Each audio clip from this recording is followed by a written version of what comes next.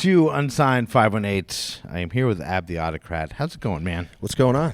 Glad to be here. Not a lot. It's pretty cool. Like, we're sitting in the Jive Hive, and there's the hustle and bustle of a show. There's a show tonight, and that's kind of why we're here. I'm I'm hosting the Q&A section of the show tonight, so I had to move my podcast here. So First time here, it looks amazing. Yeah, it's a fun fun place. already. A lot of fun already. But, we're not here to talk about me and or the Jive Hive. We're here to talk about Ab the Audicrat. So before we actually get into it, a lot of people have seen, like, I've been tagging you in all the posts, right. And that's because Formative Years, the instrumental version, I've been using as my bed music when I talk on the Weekend Spotlight. And the way that came up is I wanted like a bed music that was, something smooth and like had some feel and wasn't just a beat. And I had asked you, hey, how, could I commission like a beat or whatever? And you essentially like gave me a song to use. and it was like the perfect fucking song. So I guess before we get started, I want to thank you for that, because of course, no problem. That beat is great. I've been using it on everything, on all the I've been hearing it. Instagram Reels and everything, and it's like when I thought of a music that I wanted, that's like basically what I had in mind. So it's fucking perfect. Yeah, of course. But anyway, we're gonna go back and I guess tell the story of Ab the Audicrat, how you got started in music, leading up to, kind of where we are now. Yeah, sure. I'm 39 now. I started when I was probably around 13, 14. Very humble beginnings. Grew up in Albany, Whitehall Road, a bunch of friends that I grew up with. We were always big in listening to music, always big on hip-hop, and before you know it, everybody started rapping, freestyling, battling, just all that fun stuff in the park. And then a couple of my friends had keyboards, and even I had like a keyboard or two just from like a Christmas present, real rough stuff. And then sooner rather than later, somebody got a karaoke machine, then we started recording. And it's funny, in the early days, I actually was rapping well before I was like making beats. I wouldn't say well before, maybe like a year before or something like that. But in young years, that's like forever. Right, yeah. And it's funny, even way back then, like probably 8th grade, we used to actually search for the end or the beginning of songs where we could loop a beat, because we didn't even have like a record player, a sampler, any of that stuff. So anywhere we could find something that had a beat, that's how we first did it. We just had a tape machine and we'd record 10 seconds and then we'd go back to that part in the CD, record the 10 seconds, and it was hilarious, like looking back now. But from there, then we started incorporating keyboards and we started making beats, and one thing led to another. My first keyboard that actually had some sort of multi-track capability was from Radio Shack. I forget what the name of it was. It was either Optimus, something like that. But that's what really set it off. So like in 9th grade, me and my buddy had a very similar keyboard, and it allowed us to make fuller songs. But even back then, there wasn't any loop capabilities. We're sitting there playing drum beats with our hands on the keys for 3 minutes, and then the bass for 3 minutes, and it was very humble beginnings, which was very good for us, because it really gave us a base that, especially now, nobody really has to start like that. There's a lot of tools now.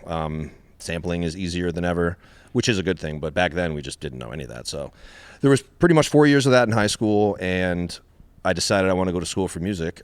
And I went to Oneonta with a bunch of my friends, a couple rap friends, and it was fantastic. Learned a lot there. And basically from that point on, I really converted straight to digital.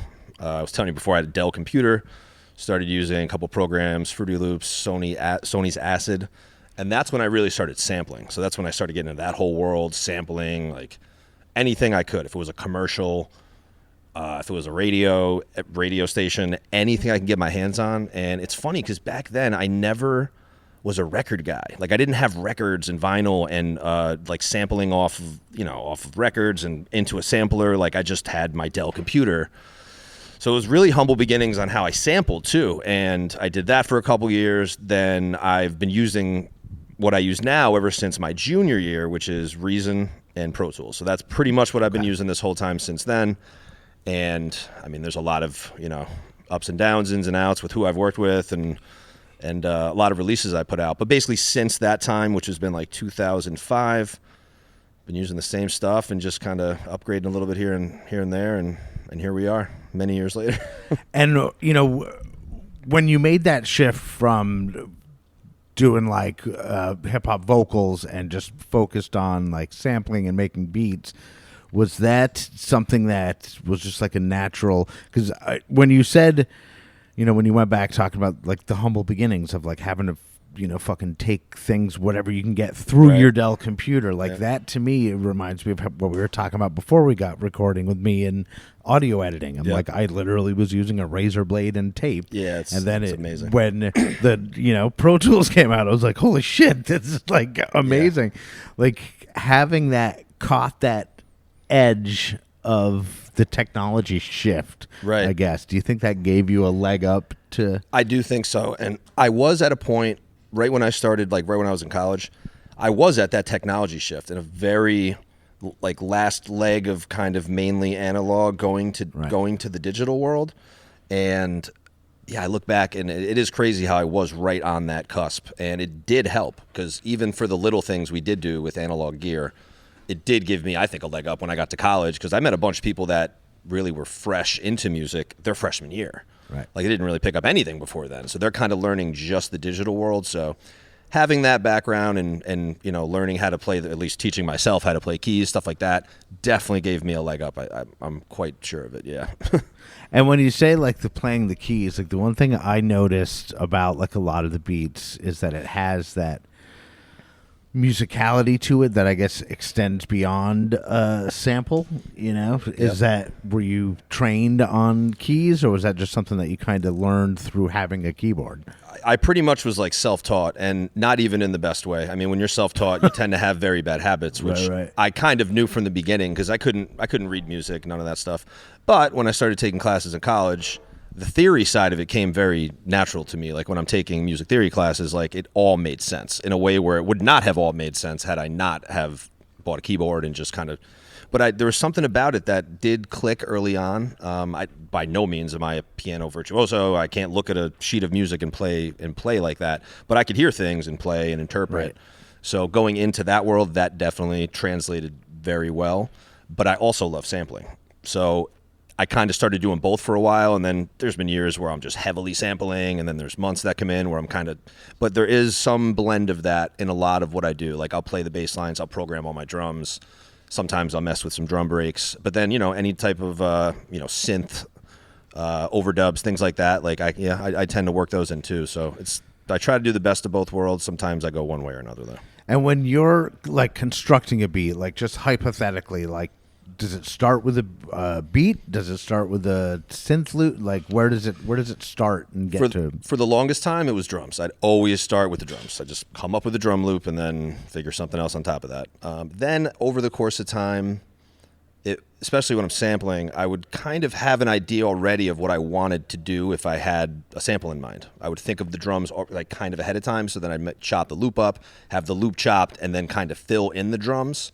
And I did that for a while, and I've been really leaning away from doing that because I've found that it kind of like pigeonholes you a little bit, where you're kind of surrendering to what the sample is instead of starting. Sometimes when I start with drums, like it just kind of gives me a better creative path to kind of try different things and just have a little bit of a block of the drum beat, and it's kind of hard to explain, but I tend to start with the drums now.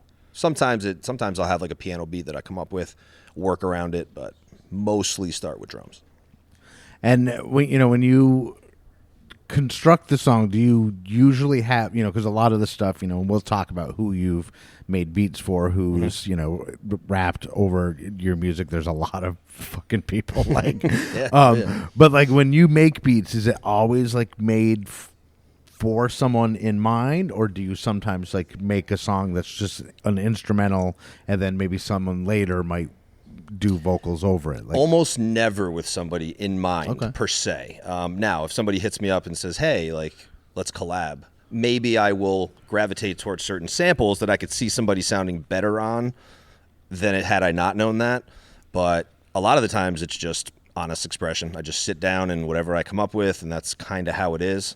But again, if I know I might be working with somebody, there might be some like genre or subgenre hip hop I might steer towards, but it's really just kind of maybe I can do better with having more purpose when I sit down, but it's really just kind of seeing what sticks the wall. Like you make the song and then you're Right. like, here's the song, and then they Well, you know, write. sometimes I'll send like very finished, structured beats to people. Sometimes I don't. Sometimes it's very just 2-bar, 4-bar loops, but with the intention that I go back. Like I always like getting verses.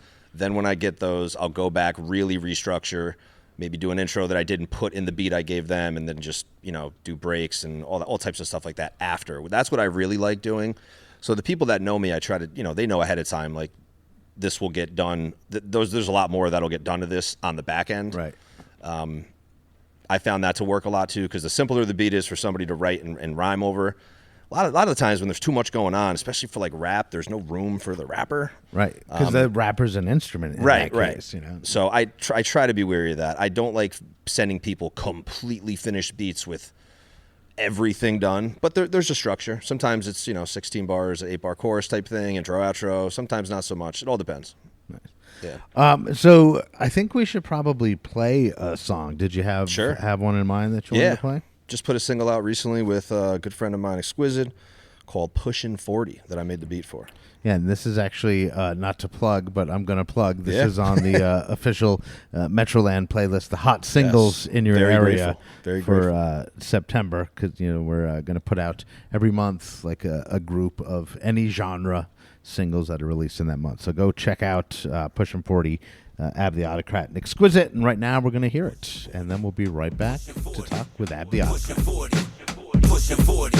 How am I working overtime? Still living check to check. Got a bone to pick.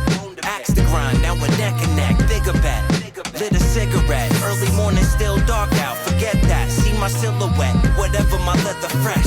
Purchase order on a 30-day credit net. Now I call that better debt. Better get your pocket protector and your sweater vest. Nevertheless, I'm better than my competitors suggest. 26-letter measurement test. My masculinity non-toxic. But I'm heterosex, etc. Yes. My basement has the bench press and the stench of flesh. And your album being trash, it's inevitable as death. When I was 12, I put my pedal to the test. Why? Cause they put the metal to my chest. Bye. When you 5'8", you better look fly and talk slide. Caught a side eye from an awkward guy. Marlboro guy with the Carl Canai. And have that motherfucking thing go bang bang when walking by. While I put pastrami on the marble ride. We can face off like Sammy Sosa and Mark McGuire. Yeah, that's right, the kid's pushing 40. No necklace on, still looking gaudy. Yeah, that's right, the kid's pushing 40. No necklace on, still looking gaudy. Let's see how New York feels. I run out with a flag on the field. Proceed to rip my tendon out of the heel. Conspiracy theorists like, did he kneel? I never saw him squeal. He didn't sweat, didn't even get a minute yet. It's just so jets, I know, just don't bet. So Aaron Rodgers thought he had the vision like a pair of binoculars, but that was ayahuasca talking. Enlightenment will be very obvious. He don't got it. Stake out like a pair of coppers. No Eric Estrada. What you wearing is embarrassing your mama. Comma, damn, it comes too easy. If I tell you I'm the best in town, you gonna believe me? On my New York, she eats steaks and plates of ziti. Consult your local food court, you wanna taste the freebie. You got shooters? I got Haitian voodoo dolls and witch doctors who don't play and spray graffiti. Take a knee, you gotta take an L before you play on repeat. I'm rock and roll to the soul. I was made on East Street. Say less, no, please speak. Yeah, that's right, the kid's pushing 40. No necklace on, still looking gaudy. Yeah, that's right, the kid's pushing 40. No necklace on, still looking gaudy. Yeah, that's right, the kid's pushing 40. No necklace on, still looking gaudy. Yeah, that's right, the kid's pushing 40. No necklace on, still looking gaudy. All right, that was Pushing 40, Ab the Autocrat with Exquisite. And, you know, how I came across you was actually through your social channel. Yep. Your content, like you do the Melodics Monday, you do a lot of tutorial-ish videos. So I guess tell me a little bit about your social media focus, because me as a social media dude, I love that. Yeah, much appreciated. I mean, years ago, prior to COVID, probably 2017, 2018, I put out an album with a good friend of mine, Scheist, the end of 2017. And basically leading into 2018, I started seeing a lot of producers, specifically producers in hip hop, just make a lot of beat videos, for lack of a better word.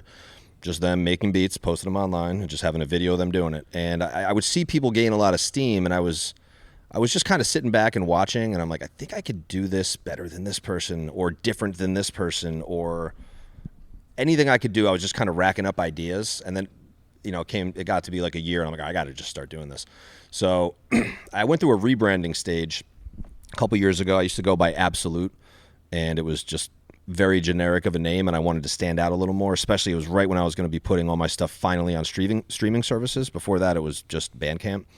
So as I was doing that, I was gearing up for content, and then COVID happened. So it kind of was the perfect storm for me to really just dive in, use my phone as a camera, started learning how to edit videos. I use LumaFusion on my iPad, and humble beginnings again with that. I was really just kind of winging it. And sooner rather than later, got a little bit better with the video editing, and got even better with my mixing. Like, I had a new mixing wave of a ton of new things that I learned really right before COVID and then through COVID. And a lot of it was just beat videos. And then I started to kind of switch up and do a lot more talking in the camera. And more recently, that's evolved to every week I've been doing what you said, Melodics Mondays. There's a company, Melodics, that it's almost like a Guitar Hero for musicians. The notes go across the screen, and you can either play with keyboard or a drum pad.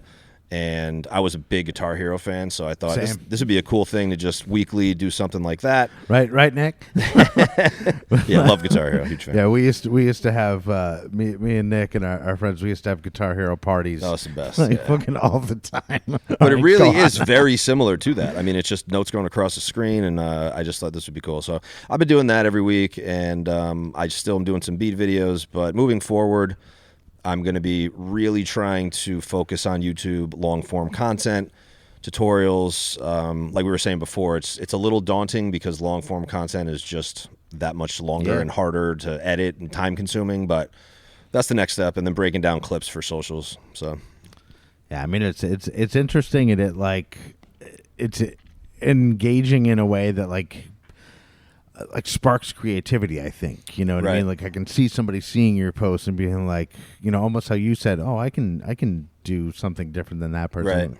Like, I feel like that could spark something. And I think that's somebody, great. I hope people can look at my videos and want to do better, like in a competitive way. Like, I love that. Like, I think that's good for everybody. But yeah, it is one of the best parts about it. Like, people like, hey man, I started doing this because of this, and because I was like that with other people that I'd watch. So that's really the goal, just to build the community as big as you can. Really, same. I'm like ultimately always, that's there's, the goal. There's room for everybody in every facet, and Agreed. like gatekeeping in any way. I think it's counterproductive for sure. Yeah, absolutely. Well, is there anything else that you want to throw in before we hear another tune? I don't know, not specifically. I'm just excited to be here. Excited to like I was saying, I'm like at the cusp of this new wave of content and stuff, and I think this is a good spot to be, to kind of maybe plug that and keep on the lookout for especially the YouTube stuff. But yeah, we can just get into the song. Sure. And what are we going to hear this time? So we're going to hear The Foundation, also with my my friend Exquisite, and I did produce this one also. All right, well, let's check out The Foundation, and then we'll be right back to wrap it up with Ab the Audicrat. Let's get this out the way I voted. Get the jab, that's what they say, eradicated COVID. Had them saying, oh shit, didn't notice. With my bodega bars, mad late, they staying open. I got the bacon gone, your songs are waving the ocean. Plus it got the paid promotion. Got the nose dripper, alligator poaching fish. Oh, you a bitch with an adult list. Lift, sip the tip with the coconut drip. Wife open the hip, off a stroke of the hip. Duly noted, keep the toolie loaded. Lying to myself like I'm fat and say I'm truly bloated. Doobie smoking, movie quoting. Situational, proceed with unruly focus. Berkshire Hathaway, got the quote in. Little returns can't compound, you can grow it. Witty women, titty twisting, pretty kitten. Mets hat with the Philly lip. Billy Crystal City slicking. I hate the phrases, should be lit and it be hitting different. Hit you different. Skinny dipping with some pretty women. Brick pop, build the foundation. They go come knocking it down and bring the crane in. Ground out around the town, around Latham. Shake them down for a pound, even an ounce. Take it. Brick pop, build the foundation. Brick pop, build the foundation. Brick pop, build the foundation. Shake them down for a pound, even an ounce. Take it. Muffin top, hold nothing hot, butter her up. Tell her shut the fuck up and punch a clock. Looking at her butt, button it up. And I can passively aggressively leave. Go home, bust a nut on my sock. Breaking down coke rocks and bubble snots. Yuck, what you got? Devil cells, easy as hell. It never ends well. Laundering money, washing tons like Denzel. You Looney Tunes get hit in the head with N-Vels. Rappers are confused, can't tell if they wanna spend or sell. Fentanyl, Benadryl, medical attention is presently felt. And that Narcan, what? Is readily availed. Better be a prayer. You'll be dead or be in jail, and you truly won't if you believe you never prevail. I'm not around, I'm Papa Smurfing copy. I'm not the person to rock a turban, but my block is urban. Bourbon got you swerving ever since my cock was squirting in the twat of virgins. I'm an obnoxious person, I'm in a box earthing. Nice chain, watch me snatch it off. Give me that, cause your raps are soft. White boy, ass are raw. He used to rap his ass off, but he never hit a nickel bag of black and coughed his ass off. We built the foundation, they gon' come knocking it down and bring the crane in. Round out around the town, around Latham. Shake them down for a pound, even an ounce. Take it. Brick by brick, built the foundation. Brick by brick, built the foundation. Brick by brick, built the foundation. Shake them down for a pound, even an ounce. All right, that was The Foundation, Ab the Audicrat with Exquisite. And I want to thank you so much for taking time out of your day and meeting me here at the Jive Hive. And you got to check out the Jive Hive, which is and what you may not know, probably don't know, is the very first episode of Unsigned 518 was in that nice. On that fucking couch where you're Fantastic. sitting right now. And I'm on Tuesday, this coming Tuesday, it'll be past by the time this episode airs, but my 200th episode is hitting. If I count like all three of my shows and like the specials or whatever. It's a milestone. It's, 200 Yeah. episodes. But anyway, Not too shabby. Again, enough about me. But thank you so much. And before we go, like I do with all my guests, just want to give you a chance to say what I refer to as your gratitudes. Yeah, I mean, geez, where do I begin? I mean, mom and dad, of course, they've been the best. They always have been the best and will be the best. My girlfriend Rebecca, she's extremely supportive. My brother, my nephews, his wife Katie, my brother Dennis, I don't want to not say his name. And then, a lot of my close friends, so many to name. It's really endless, but everybody knows who they are, I think, when it comes to the music. I don't want to leave anybody out, but, I got a lot of close people I make music with, producers, rappers, engineers even, but especially everybody that follows me on socials and reposts and like and comment on everything. It really does mean a lot, and especially when really the world lives online now. If that pertains to you, then much appreciated all around. So, all right. Well, he is Ab the Audicrat. I am Andy Scullin. This is Unsigned 518. I'll see you on the road. Unsigned 518 is produced and hosted by me, Andy Scullin. New episodes are available every week wherever you stream podcasts. If you would like to help support the show, please like and subscribe wherever you are listening. Or you could buy me a coffee at buymeacoffee.com/unsigned518. If you would like to advertise on the show, send me an email at unsigned518@gmail.com. And to be a guest on the show, reach out to me through Instagram at unsigned518. Take care of one another, and I'll see you next week.